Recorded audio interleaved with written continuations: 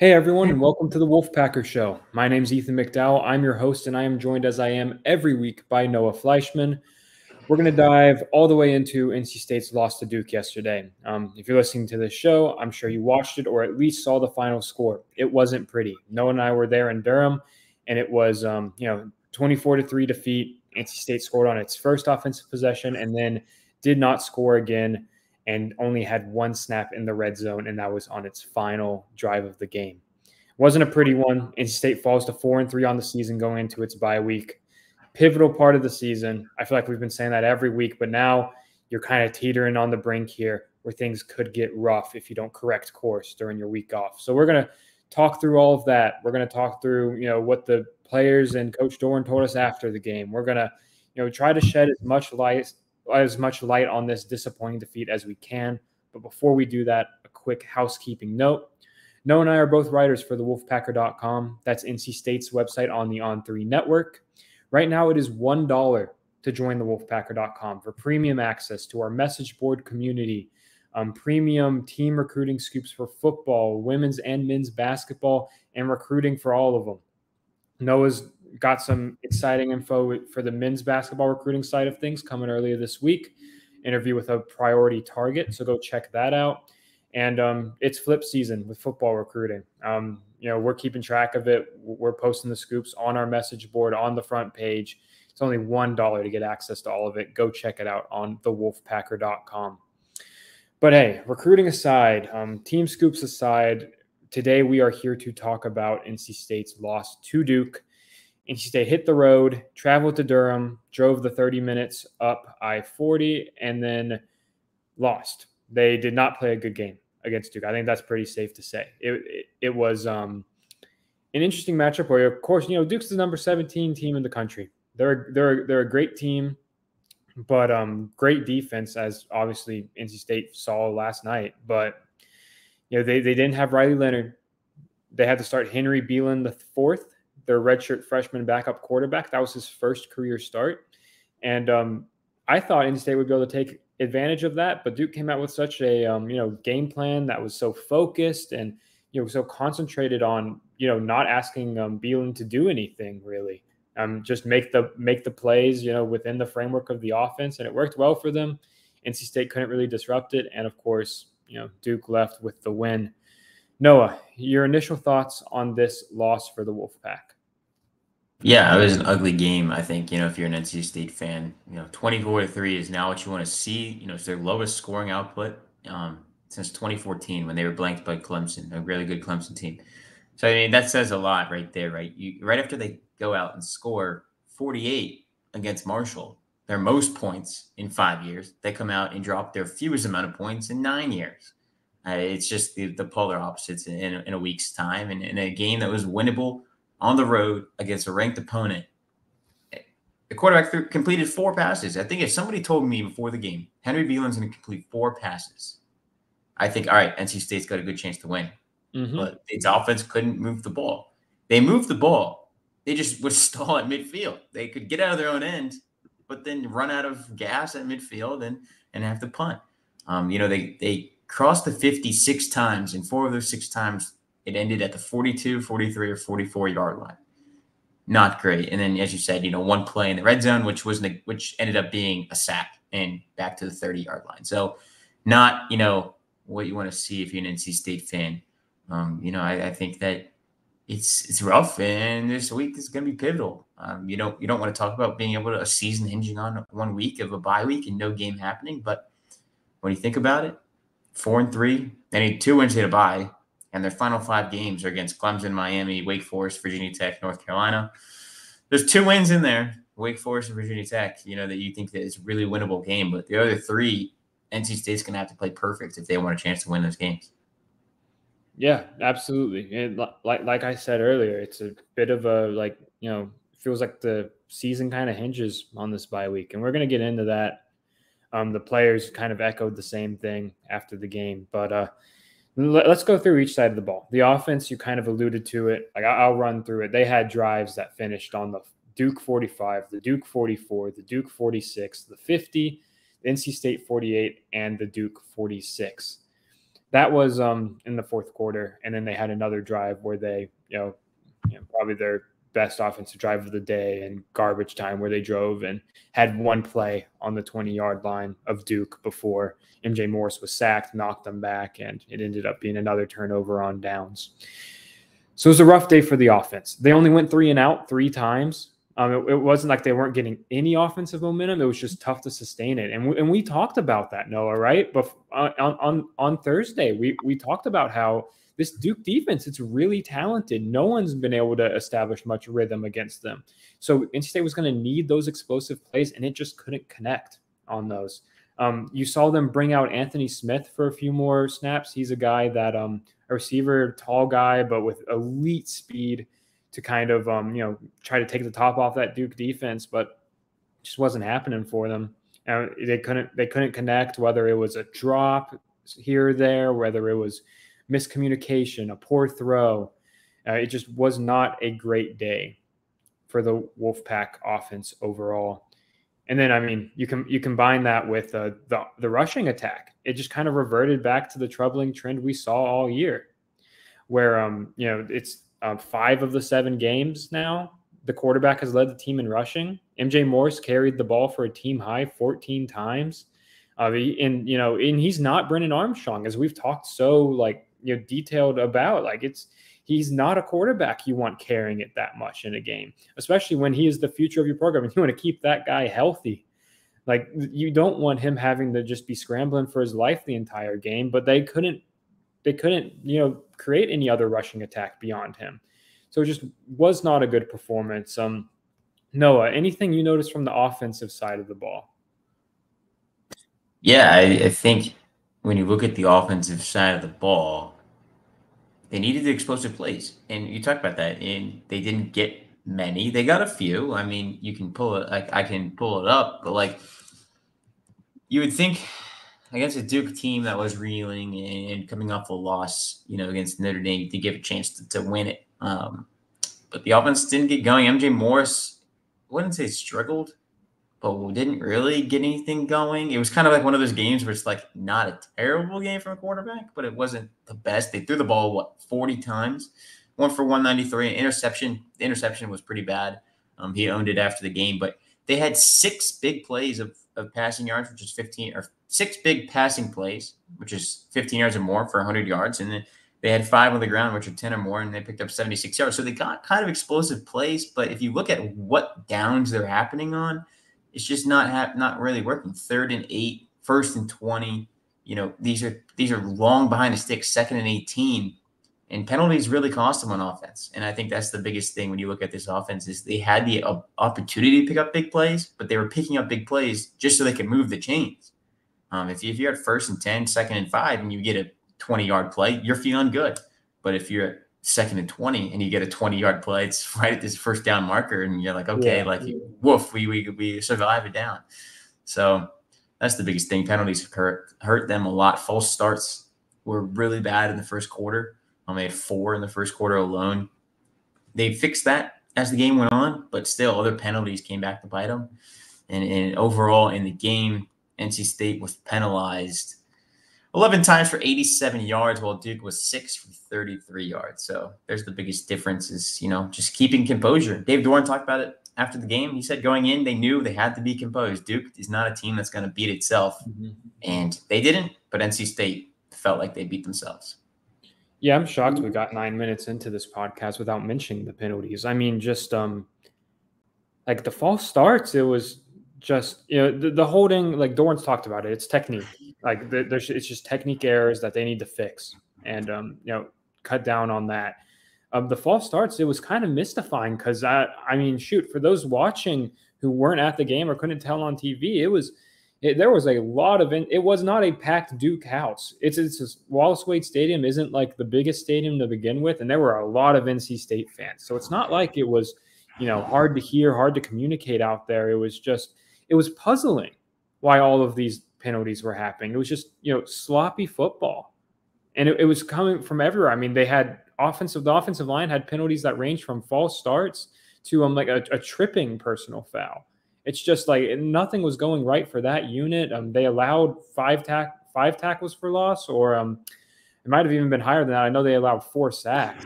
So it's just not a good day for that unit at all. And I don't know how many of those issues are necessarily fixable in the short term. So we're going to have to see what happens. Defensively, it was a whole nother story. No, I don't know if you thought the same here, but it just kind of seemed like there was just like the same troubling trends that we've seen all season, that we thought the team was starting to take those forward steps. We thought they were starting to improve. It seemed like they kind of just unraveled again.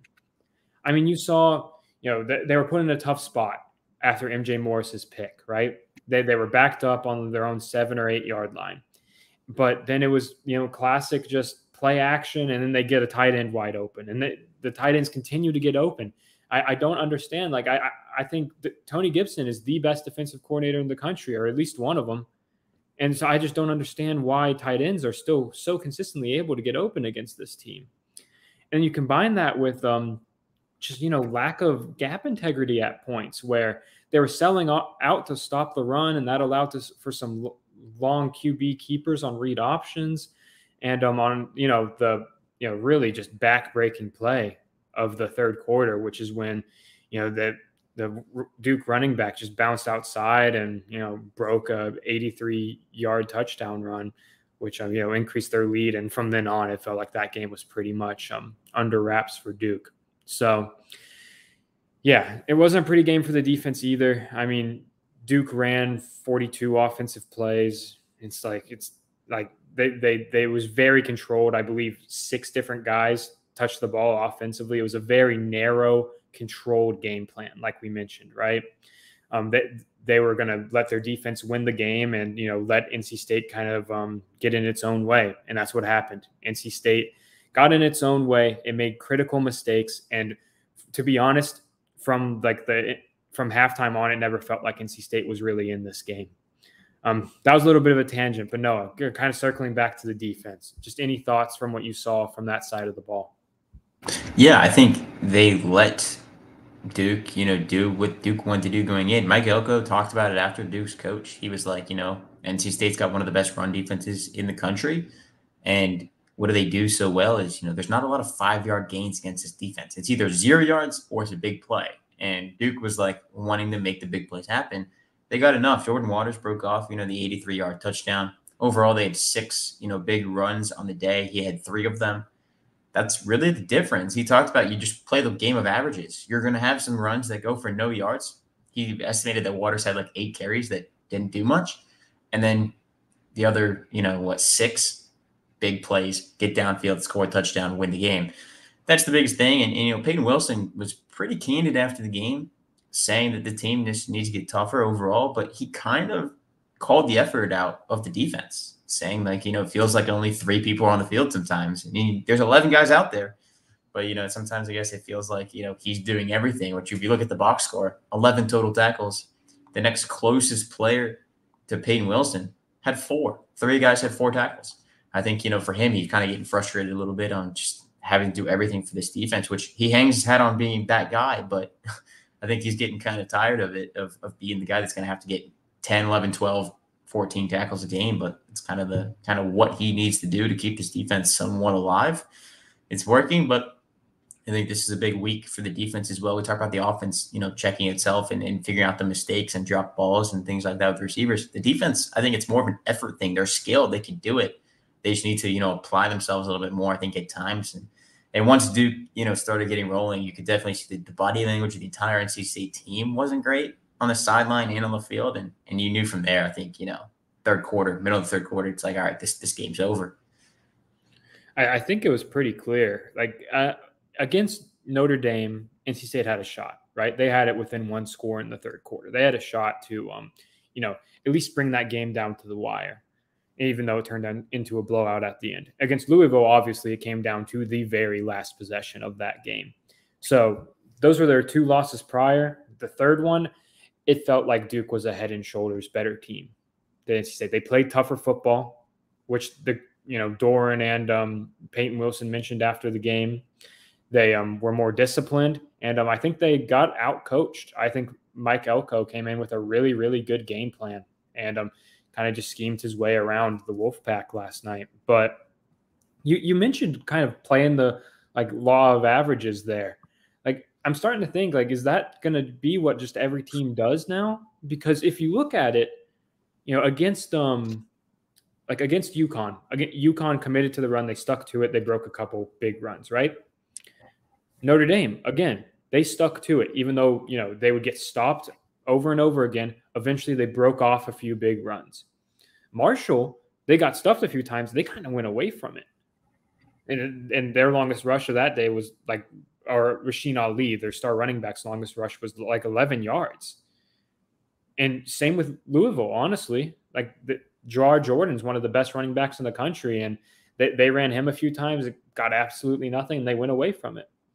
So now I wonder if these teams are going to start saying, hey, like we're okay with just getting stuffed for 60% of our rushing attempts. But hey, when we break off a couple of these 40, 50-yard rushes, it's going to be a game-changing situation. So, and that, it comes down to eye discipline. It comes down to gap integrity by this defense, 2 issues that have been issues for the entire season. I'm not going to sit here and, tell NC State how to fix that because I don't know. That's way above my pay grade. I'm sure the defensive staff's going to be hard at work to fix those issues over the bye week.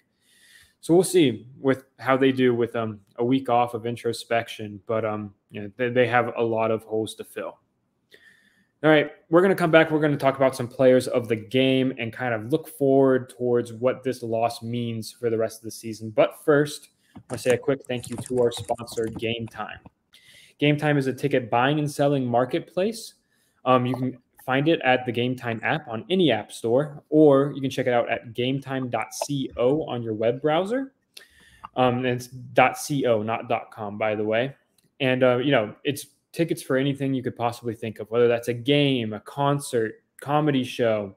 If you want to go to the UNC-NC State game at the end of November, they've got tickets for that. If you want to go to the Canes game soon, tickets for that. Just anything you can think of, great deals on there. You log on. My favorite thing about the Game Time app, I have it on my phone, is that when you open it up, you can see exactly the view of where you would be sitting. I'll hold up my phone for those watching on YouTube. But you can see, you log onto the app, it shows the price, the seat, and the view from your seat. And it's pretty sweet. Right now, you can find tickets to that UNC game for $112. So, hot ticket, high demand for that one. Go check it out. And if you do check it out, use code Wolfpack. That's all caps Wolfpack for your first purchase. You'll get $20 off. Go check it out. It's a great deal. It's Game Time. It's on the App Store, or you can find it on your web browser at gametime.co. All right, Noah, let's get back into it. Obviously, the way we've described it, it was not a good game. Not a lot of standout performers. But you wrote a game ball story. You chose a couple players of the game because it wasn't all negative. Who is one guy that you want to recognize as a player of the game? I think Braden Narveson, deserves a game ball. He's the only points they put up on the board. Kicked a 57-yard field goal, which is his career long, sets a program record as well. And that thing was good from 60. It was kind of down the middle, had a lot of juice on it. We watched it. I was like, this is a pretty interesting call by Dave Dorn, but nailed it. I think that's really good to have a weapon like that in your arsenal, to be able to kick almost a 60-yard field goal and feel good about it. And that was a drive where NC State took over on an interception, had 4 plays, 0 yards. Mm-hmm. I think that's, telling about that whole offensive performance is when your scoring drive went 4 plays, 0 yards, got 3 points out of it, lucked 3 points out. And not lucked it, but 57 in college football is a pretty big-time kick. And so I don't think any kicker really in college football is automatic. This isn't Justin Tucker or someone like that in the NFL that it's pretty automatic from that distance. So I gave him a game ball, just saying, how well he's kicked, throughout the year too. I mean, he had a game winner at Virginia, his first career game winner. So that's a career long now. I think he's really coming to his own here in his final year of college football. Yeah, that's a great pick. I mean, I've been watching him in warmups all season, and he sits and just boots them from 60 yards throughout warmups, and he hits them. He's got a leg. It was cool to see that Coach Doran trust them and let them run out and hit that, because shoot, if they didn't, I mean, it would have been a shutout. And, it was good to get those points on the board. And it was going well at the start there, right? You get the interception. You don't get anything off of that drive. It was 3 plays for, 0 yards. But yeah, you get the points on the board and you set up for some early success there. And then obviously then they connected on that 69-yard passing play that completely reversed momentum, and NC State never got it back. But yes, hats off to Braden. Great kick. He's been, huge addition out of the portal, picking up where Chris Dunn left off, and continuing that, just reliable and, playmaking presence at the place kicking spot. My game ball is going to go to Peyton Wilson. First of all, just for his candid comments after the game. He called out the team, said they need to be tougher. He's kind of alluded to that previously, but like this, he was direct about it this time out. And you mentioned this comment earlier about it. Sometimes it feels like there's only 3 guys out there on the field. That's a call out. He wants to see more effort from this team. And, no one can say enough about him as a leader, his teammates or coaches. Like these players, they listen to Peyton. They're going to hear that wake up call, and they're going to go get it this bye week. I mean, MJ Morris was saying, like, he doesn't care. They'll stay till midnight watching film. They'll stay an hour after practice working on the jugs machine. It does not matter to him. They're going to put in that work and find a way to, kind of right the ship here. So Peyton gets it further off the field and then shoot on the field. I mean, he did it again. He led the team in tackles by a decent margin, 6 solo tackles. No one else had more than 1 solo tackle. Well, that is a staggering statistic. Peyton Wilson had 6 solo tackles. No one else had more than 1. He finished with 11 total, 2 for loss, a half a sack, and another quarterback hurry. So great game for him. Continuing to lead that defense. He was flying around, and and this certainly is not an indictment of him. I think he's playing like the best linebacker in the country right now. It's just, I feel like at this point, it's sometimes he feels like he has to do other guys' jobs. So maybe he's even pressing a little bit, and I'm trying to fill like multiple roles at once. And it's just, it puts him in a tough spot. It puts his defense in a tough spot. It leads to more mistakes. And, they need a more collective effort from this defense. But this was another great outing from Peyton. Noah, do you have another game ball you want to give out?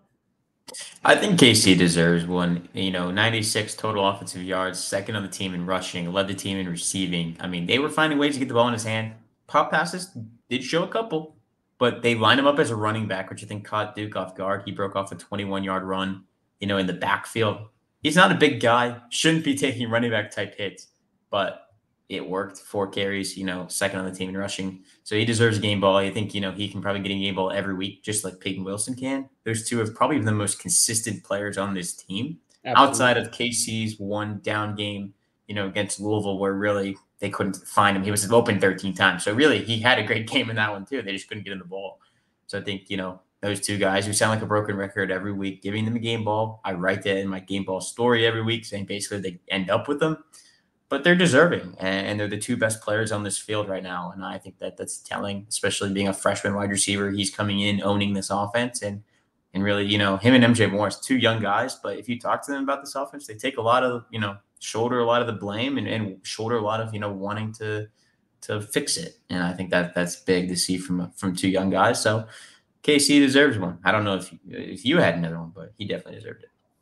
Yeah, no, I totally agree. I mean, I thought it was fun using him and Julian Gray in the backfield a little bit on running back carries. I mean, KC it's just staggering how hard he is to tackle. He was breaking tackles left and right, and I'm looking forward to diving into the PFF numbers for him just running after the contact. I mean, he's having a great year.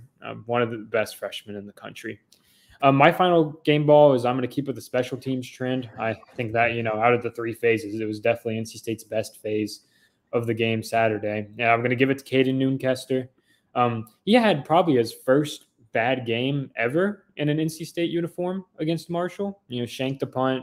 The rest of them weren't too great either. So he bounced back. He punted 6 times. That's obviously more times than you want to punt, but he's punted 6 times, averaged 41.2, and that average isn't like too high, but when you go back to what we said about these drives stalling near midfield, he pinned 4 of those inside the 20. He helped flip the field, helped give NC State shots to kind of get the ball back and get it in good field position. It's just the offense couldn't do anything with it throughout the game.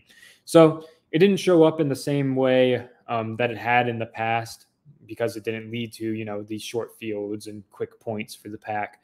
But Caden had another good game. He is still one of the better punters in the ACC. All right, so those are our game balls for this week. And now we're going to, wrap up the show by just kind of looking towards the rest of the season. Obviously, usually we talk a little bit about the next opponent. It's a bye week. We're going to talk about what we want to see NC State improve in over the next week. I think there's a laundry list for these coaches. I think there's going to be quite a few things that they're looking for. I think the primary thing is just keeping this team together. I think this Duke loss, it was another emotional loss. It's an emotional loss where it was clear that Duke was the better team. So the leaders of the Pack said all the right things. MJ said all the right things after the game. Peyton did too. Doran did as well, taking responsibility for it and outlining a path for what they're going to be looking at. Noah, what are you hoping to see the team take step forwards in 13 days from now when we see this team play against Clemson? What do you want to see them have improved in? The offensive line. It did not play well against a good Duke defensive line. From penalties hurting, you can pull it. I can pull it up. It's not great penalty-wise, not great pressure-wise. They were only credited with, I believe, 1 of the 4 sacks. So I guess that just tells you that MJ kind of ran into a sack. But yeah, you look at the penalties. Lyndon Cooper had 3 penalties. Anthony Bolton had 2 penalties. And Dylan McMahon had 1. So that's 3 to 6 penalties. Not great on the offensive line. They allowed some pressures too. 8 pressures. Most of them came from the offensive line. So you want to clean that up a little bit. I think that's a start. It's played well at times this year, but it's also not played well at times. And it really hurt them, especially those pre-snap penalties, false starts and things like that really were drive killers. It happened early in the game, took the momentum out of the game. NC State had the fan base there to basically steal momentum. If they got rolling on that first drive and had scored a touchdown off the pick, that place would have been really loud for the team in red. But it just didn't happen. And I think that's kind of a priority. But, going back to what you're saying, staying together as a team, they were saying that after the Louisville loss, came back against Marshall and passed the test of staying together as a team. I think this one's probably a bigger challenge, 2 weeks of just seeing each other. And I think it's good, though, right, at this time of the year. We'll see if they can come back and pass the test again against a much, much stronger competition in the Clemson Tigers. Yeah, and you talk about Duke's defense, and it was pretty clear this was not going to be a team you could score on if you stayed behind the sticks. And those offensive line penalties completely ruined any momentum by the offense, right? Like it was very clear from very early on this team was not going to have any success moving the ball consistently with those penalties because Duke is just too talented, too well coached of a defense to score on that. And, they exposed those issues for NC State. Moving forward, what I want to see, number one, is just, kind of just what the refined personnel rotation looks like on both sides of the ball. I thought, I think we're starting to see it a little more with the receivers, but I think you got to continue to get Terrell Timmons more snaps. I think at this point, I feel comfortable saying he's the second best receiver on this team. I think you need to continue to get Trent Penix opportunities. Obviously, he left with an injury in this matchup, hoping he's all right.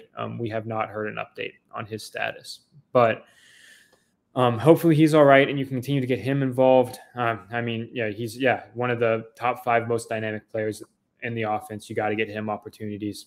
And then it's just sorry, I was getting a phone call there. But you have to look out for, how's it going to change on defense? Because, Peyton called out the effort, right?